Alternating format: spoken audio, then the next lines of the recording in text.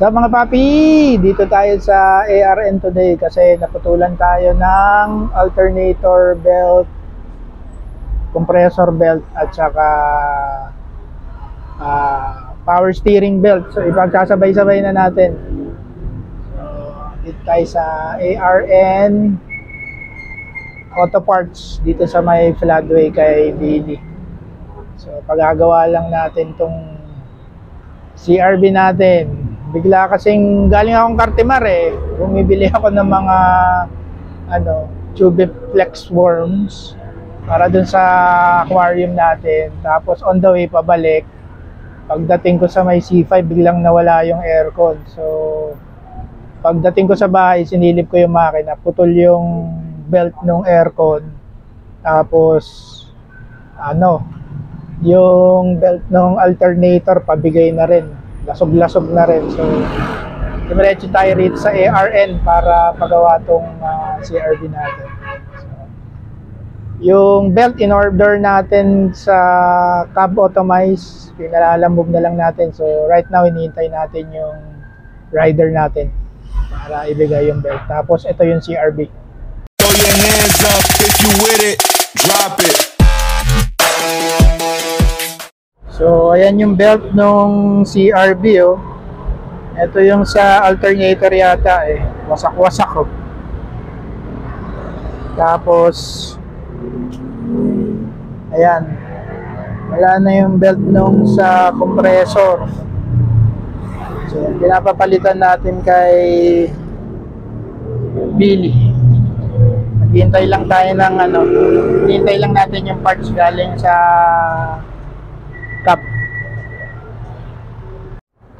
Hindi ko na matanda, 2 years, 3 years ago pa yan. Tagal na.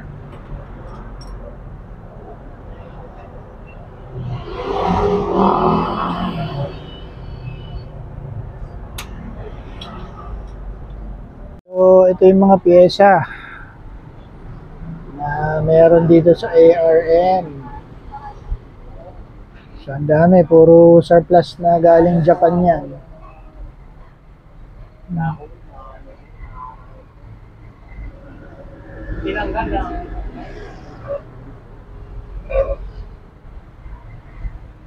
Sylvia K20.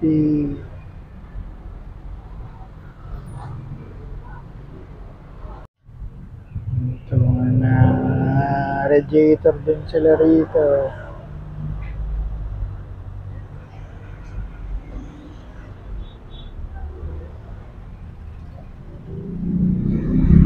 Starter. Ayan. Dahil mga starter.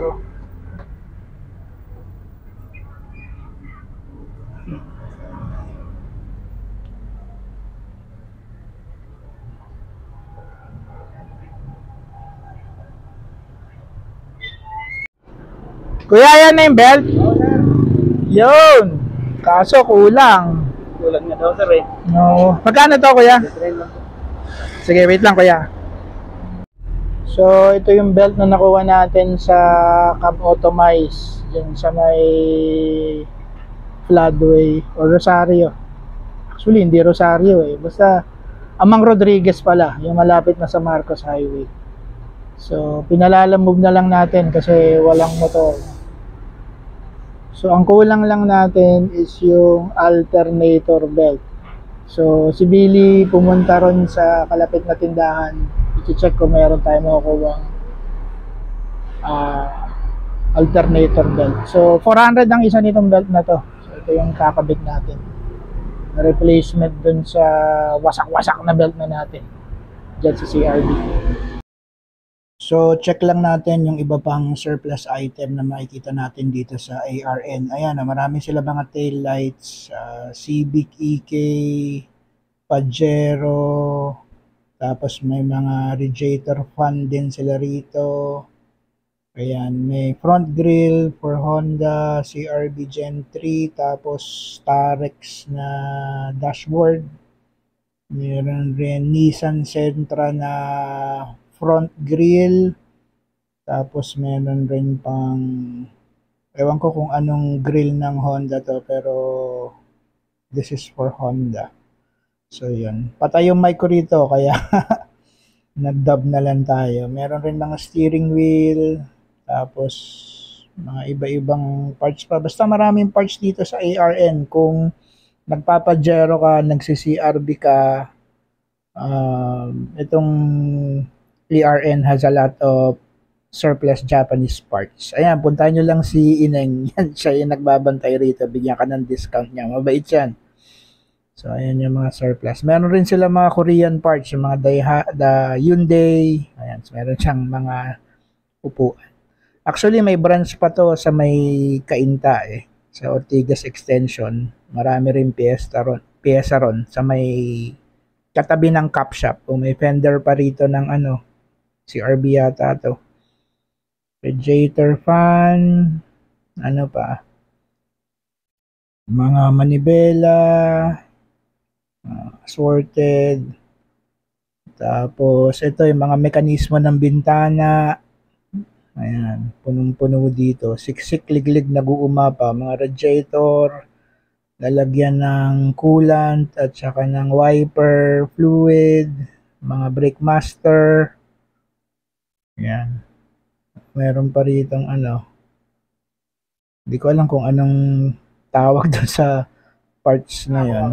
So, ayan. Daming parts dito sa ARN. So, dumating na si Billy. Andyan na yung alternator belt natin. So, ikakabit na. So, medyo mahirap rin yata ikabit to eh. Sisikwatin yata ni Billy to. Kasi hindi makalas yung gulong ko dahil walang pang ano, yung walang deep socket na 20. Yun yata yung kailangan para makalas yung goma natin or yung mags natin. Pero wala yata siya, so sisikwatin niya na lang to. So ayan dyan, pinakabit niya na yung belt ng alternator, tapos isusunod niya dyan yung belt ng power steering and of course yung belt ng aircon compressor. So, pinalitan ko na ng sabay-sabay para siguradong wala na tayong sakit ng ulo. Mahirap kasi baka maputulang ka pa. Hassle yan eh. Ang hirap rin maging mekaniko eh, no? So, pasu-pasu ka dyan. Ang init ng makina. Pero, laban lang.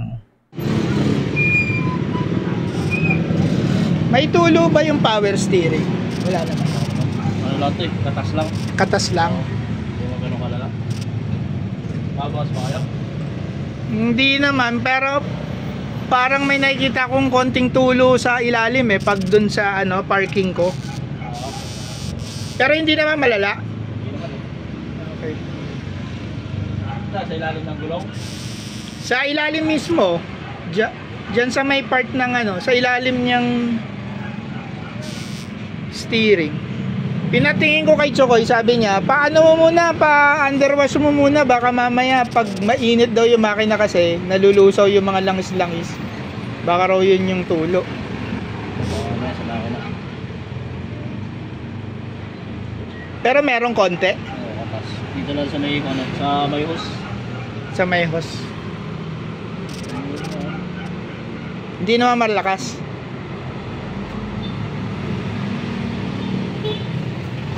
Dito nga rin eh, sa may transmission fluid, parang nakakita ako ng tulo eh. Hindi ko alam kung mayroong tulo rin. By chance si Billy, dyan ako palagi nagpapagawa. Honest pa yan. Hindi yan nang tataga. Hindi ka pares ng mga ibang mekaniko na loko-loko. Marami kasi loko-lokong mekaniko, di ba? Pero meron rin naman mababait ka pares nito ni Billy. So, ayan. Kaya palaging binabalik-balikan ko to pag may mga problema electrical or sa mga seatbelt, mga mekanismo ng bintana, ayan, marunong siya niyan. And marunong rin yan sa aircon. Nag-aircon din yan si Billy, kaya ano, one-stop shop. Ang hindi niya lang ginagawa talaga yung mga makina, yung mga timing. Pagka mga ganon, doon ako tumatakbo sa cup shop kay Chokoy o kaya kay JB. So ayan, suking mekaniko natin. So ayan na, kinakabit niya yung Mga belt. Hassle eh. Ito talagang CRV, ang galing tiyemempo nito kung kailang wala akong pera, tsaka ito nagkakasakit eh. Oh well, more than 20-year-old car. Pero okay lang naman. Masaya naman mag CRV. Kailangan mo lang talagang mahalin siya at pag may sira, pagawa mo agad para hindi lumaki, di ba?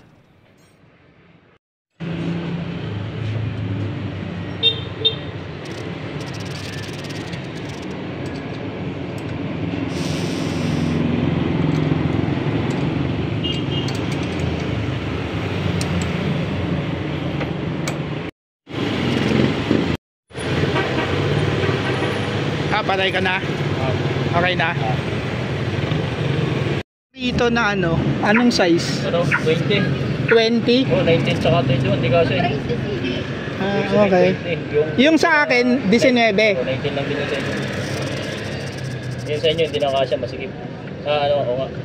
Yung tapos sinukot ko ng 21, maluwag. So 20 ang kailangan? 20 na yung deep socket ang tawag? Tapos 1 half.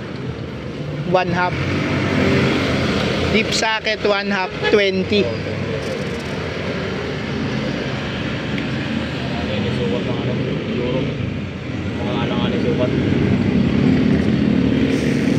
Masikip kasi to eh, no?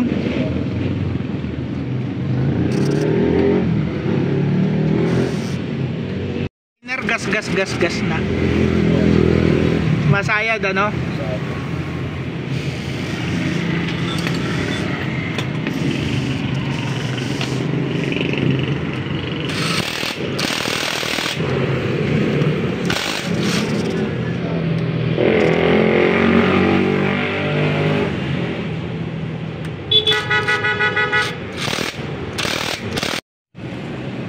Yung Bando na brand, matibay naman yan, no? Oo, talaga yan. Yan yung ginagamit talaga eh, no?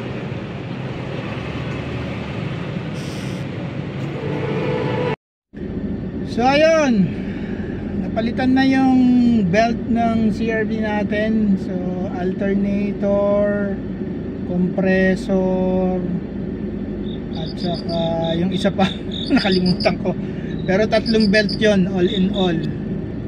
Alternator, compressor.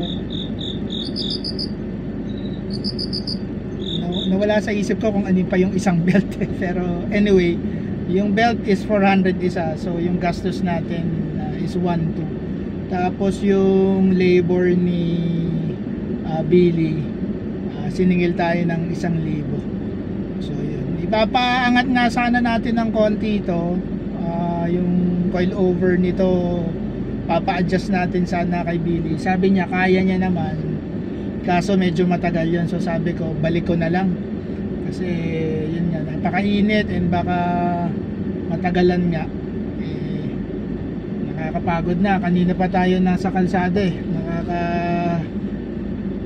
nakakapagod, and wala pa tayong tulog from our shift last night. So siguro sa ibang araw na lang babalik natin yung itong CRV sa kanya. Pero ang importante, okay na ulit yung mga belt natin. So hopefully okay na at wala nang masira rito. Minsan na lang nga natin gamitin itong CRV, nasisira pa. Hindi ko maintindihan bakit palagi na lang tayo nakamotor. Pero pagka once a week gagamitin natin, meron tayong nararamdaman na aberya. Maybe because the car is more than 20 years old. Kaya ayun. Pero okay pa rin, di ba? Kailangan lang natin i-maintain and masigurado na nasa kondisyon tong CRV natin. Para mahirap kasi pag hindi mo pagawa, lalong lalaki, di ba? And yung belt, hindi mo pwedeng hindi ipagawa yung kasi ititiri ka nun, lalo na kung putol na yung belt nung alternator mo. So and syempre hirap rin kung wala kang compressor, wala kang aircon, di ba? So kailangan talaga ipagawa. Anyway, that's our vlog for today.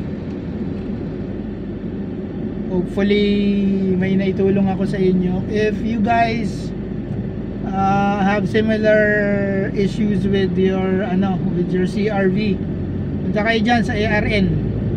Mabait na mekaniko yan si Billy, honest pa. Okay? Again, that's our vlog for today. Thank you for watching. Peace!